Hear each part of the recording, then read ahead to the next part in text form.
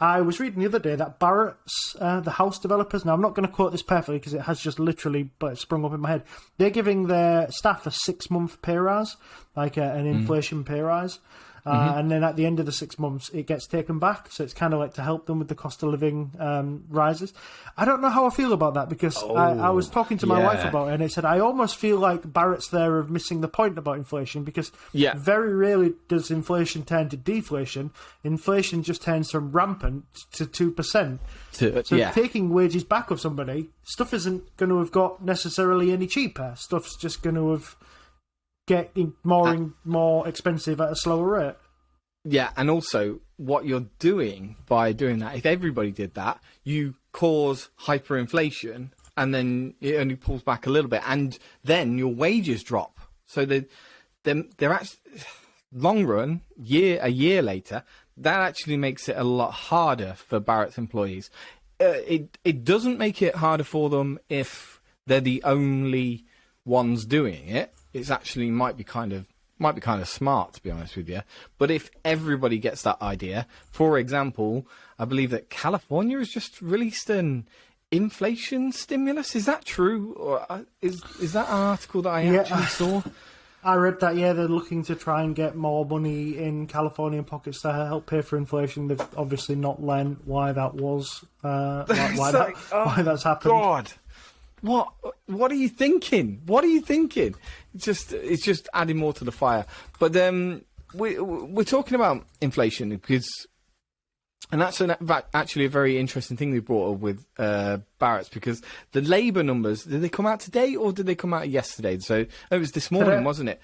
Yeah. So the US labour numbers came out, and this is a very important metric to look at for a number of reasons, but I noticed a couple of things that I kind of looked through it a little bit, and I went, actually, this doesn't look as bad as I thought.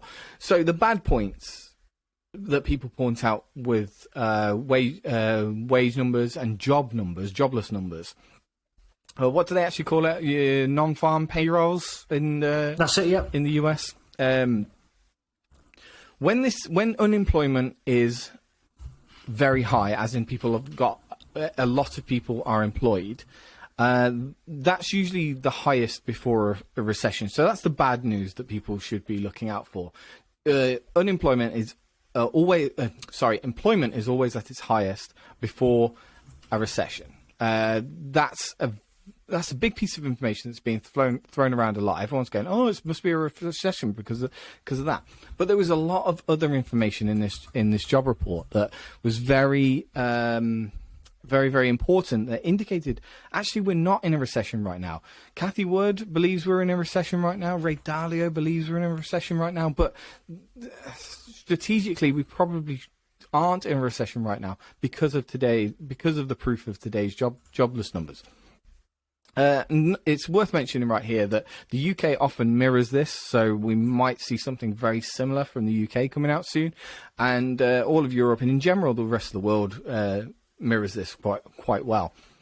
But the Fed now are more likely, because more people are in work, they're more likely to deliver those high interest rate numbers.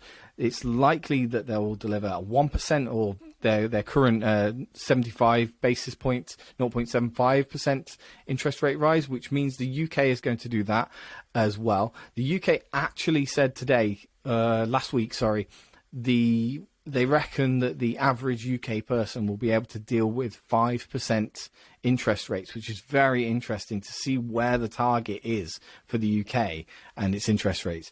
That's going to be painful for anyone who wants a mortgage, anyone who wants a loan, anyone who wants anything really, because that's going to make life a little bit tough.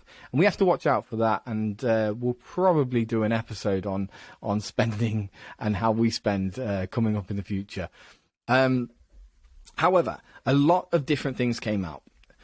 During the pandemic, we had a lot of people in very skilled jobs or self-employed jobs that were going to go work at Tesco's and stuff like that. In fact, I know a lot of people personally who they were like wedding photographers and video movie people who all had to quit because that work just wasn't around. They had to run off and get jobs stacking shelves in Tesco. So this also happened in the US as well. And that showed a big problem with highly skilled people doing unskilled jobs. That's actually starting to reverse now. And the job numbers are actually starting to show that these skilled jobs are actually coming back. They're reopening up, and a lot of people are flooding back to them, which is very, very positive for the economy. And I know we've talked about layoffs and things like that, but it does show that the work is still out there for these people. That's one massive thing against this being a current recession. That's one thing against that businesses actually don't foresee such squeezed earnings in the future because they're still hiring. So it's something very interesting for the future. Wage growth also slowed down. Now that's very important because inflation works by having more money, the average consumer having more money and buying more and more stuff for more expensive prices. If they haven't got their wages going up at the same rate as inflation has to stop. Inflation has to curb, and it has to come back a little bit. So that could be bad for the economy. We had this discussion just before the show started to record. This could be bad for the economy. It could be good for the economy. It could be good for the consumer. It could be bad for the consumer.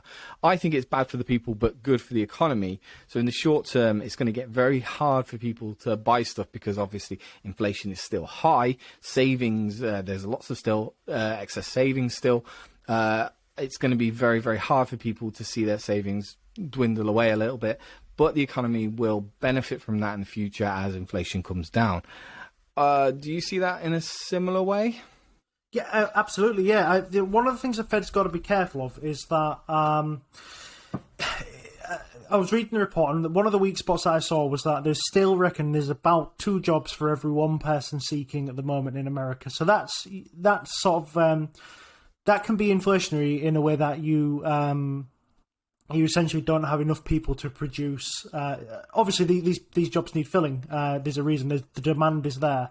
And if you can supply because there's not people taking the job, that can be inflationary. So the problem with the Fed raising too fast on their interest rates is that if jobs start to be withdrawn, I mean, that could be disinflationary to the market. So that was quite an interesting sort of area that I saw. But I think generally what you've said is what I would expect. I mean, I expect a 75 basis point interest rate coming later this month. I don't see any reason why the Fed would look at it and say, doesn't look like the economy can take it. It looks like the economy is doing okay at the moment.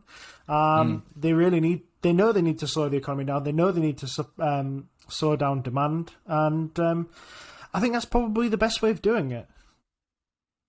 Yeah, this is the problem is there's a lot of words getting batted around, and the economy isn't actually that bad. People are still spending.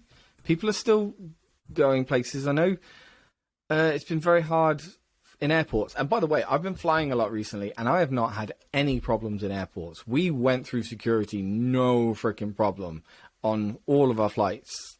Not a problem at all. So I'm wondering from an anecdotal point of view where all these problems with the flights are going.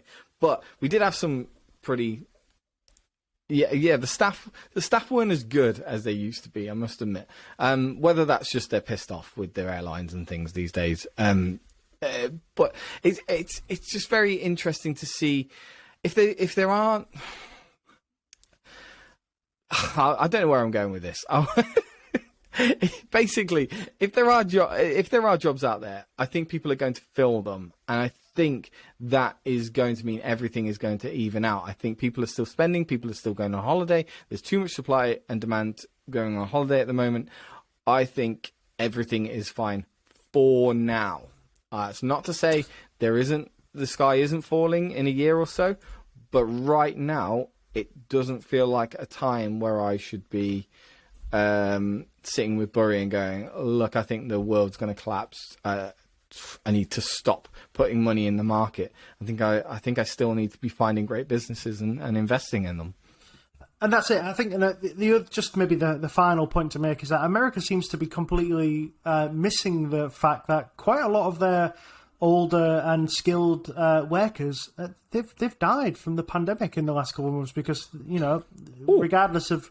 It's true, though, isn't it? I mean, the 50-plus-year-olds in America were the hardest-hit sector. They would have been people in, skilled jobs. So they seem to gloss over that. You're going to have quite a large missing part of unemployment if those people cease to be.